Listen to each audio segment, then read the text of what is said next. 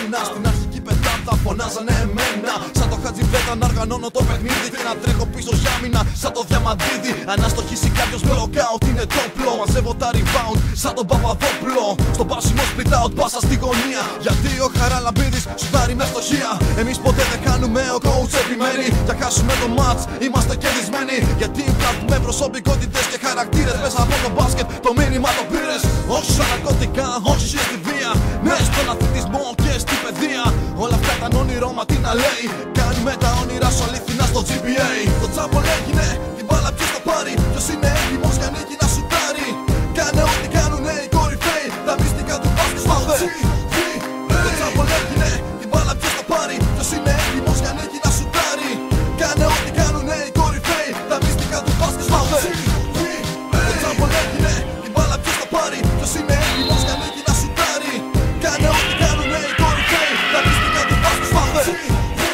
Το τσάμπολ έγινε, την μπάλα ποιος θα πάρει. Ποιος είναι έτοιμος για νίκη να σουτάρει.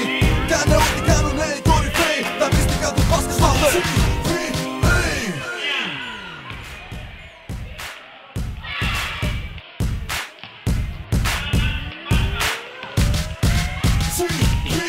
Το τσάμπολ έγινε, την μπάλα ποιος θα πάρει. Ποιος είναι έτοιμος για νίκη να σουτάρει. Κάνε ό,τι κάνουνε οι κορυφαίοι. Τα μυστικά του μπάσκετ σπάμε. Το τσάμπολ έγινε, την μπάλα ποιος θα πάρει. Ποιος είναι έτοιμος για νίκη να σουτάρει. Κάνε ό,τι κάνουνε οι κορυφαίοι. Τα μυστικά του μπάσκετ σπάμε.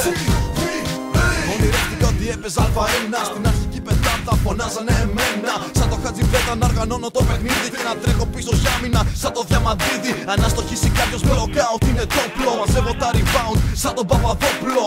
Στο πάσιμο σπιτάω πάσα στη γωνία. Γιατί ο Χαραλαμπίδης σουτάρει με φτωχία. Εμείς ποτέ δεν κάνουμε, ο coach επιμένει. Για χάσουμε το match είμαστε κερδισμένοι. Γιατί υπάρχουμε προσωπικότητες και χαρακτήρες. Μέσα από το μπάσκετ το μήνυμα το πήρες.